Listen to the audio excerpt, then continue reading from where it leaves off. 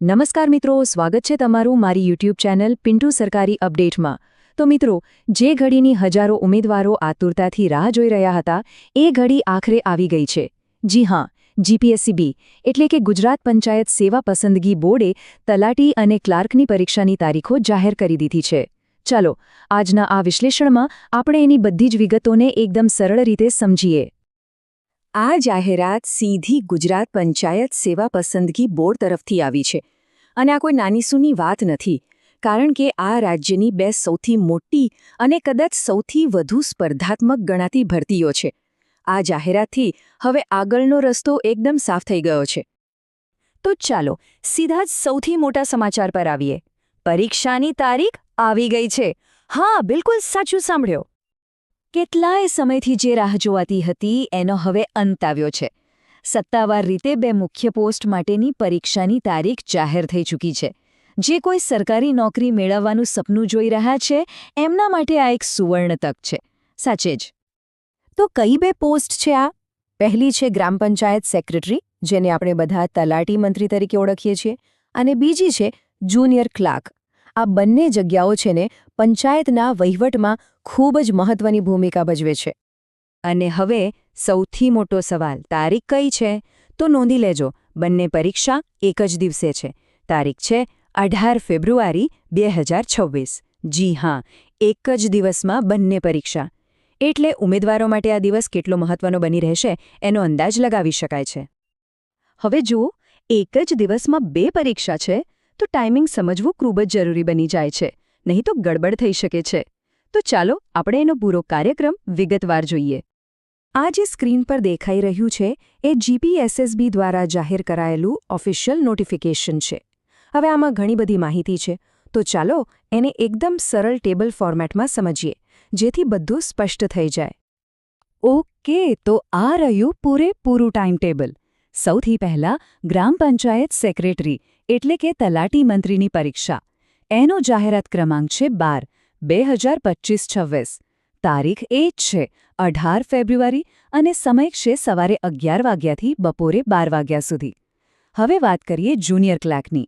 એનો જાહેરાત ક્રમાંક છે 13/2025-26। પરીક્ષા એ જ દિવસે 18 ફેબ્રુઆરીએ, પણ સમય અલગ છે, બપોરે 3 વાગ્યાથી 4 વાગ્યા સુધી। અને હા, સૌથી અગત્યની વાત, બંનેના કોલ લેટર 7 ફેબ્રુઆરીથી ડાઉનલોડ કરી શકાશે છેક પરીક્ષાના દિવસ સુધી। ચાલો, પરીક્ષાનું ટાઈમટેબલ તો સમજી લીધું, પણ પરીક્ષા આપવા માટે કોલ લેટર તો જોઈશે જ। તો હવે એ જોઈએ કે કોલ લેટર કેવી રીતે મેળવશો।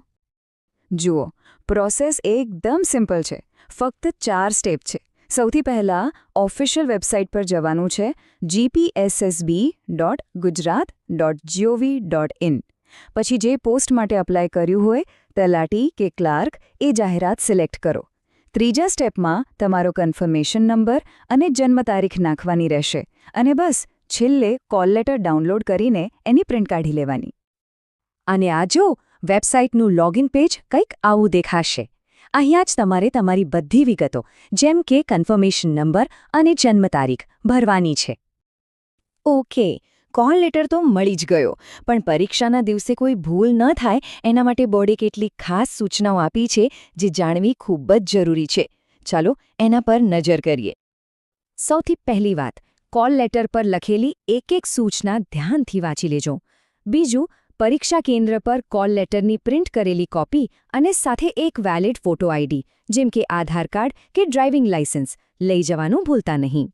અને એક ખાસ વાત, આ પરીક્ષા કમ્પ્યુટર પર લેવાશે। એને CBRT એટલે કે કમ્પ્યુટર બેઝડ રિસ્પોન્સ ટેસ્ટ કહેવાય છે, જેમાં મલ્ટિપલ ચોઇસ ક્વેશ્ચન્સ હશે। હવે માની લો કે કોલ લેટર ડાઉનલોડ કરવામાં કે બીજી કોઈ ટેકનિકલ તકલીફ પડે તો ગભરાવાની જરૂર નથી। આ રહ્યો હેલ્પલાઇન નંબર 7353927979। આ નંબર પર સોમવારથી શનિવાર સવારે 10 થી સાંજે 5 વાગ્યાની વચ્ચે ફોન કરીને મદદ માગી શકાય છે। મિત્રો, આવી જ દરરોજની સરકારી અપડેટ સૌથી પહેલાં મેળવવા માટે અમારો ટેલિગ્રામ ગ્રુપ જરૂરથી જોઈન કરો। લિંક નીચે ડિસ્ક્રિપ્શનમાં આપેલી છે। અત્યારે જ જોઈન કરી લો, જેથી કોઈપણ ઇમ્પોર્ટન્ટ ન્યૂઝ મિસ ન થાય। તો તારીખ આવી ગઈ છે, બધી માહિતી પણ મળી ગઈ છે। હવે સવાલ એ છે કે પરીક્ષા માટે તૈયારી કેવી છે? હવે સમય આવી ગયો છે કે તૈયારીને ફાઇનલ ટચ આપવામાં આવે. તો મિત્રો, આ હતી તલાટી અને જુનિયર ક્લાર્કની પરીક્ષાને લગતી સંપૂર્ણ માહિતી. જો તમને આ માહિતી ઉપયોગી લાગી હોય તો વિડીયોને લાઇક કરો, મિત્રો સાથે શેર કરો અને હા, ચેનલને સબસ્ક્રાઇબ કરવાનું ભૂલશો નહીં. મળીએ ફરી એક નવી સરકારી ભરતી સાથે. જય હિન્દ, જય ગુજરાત.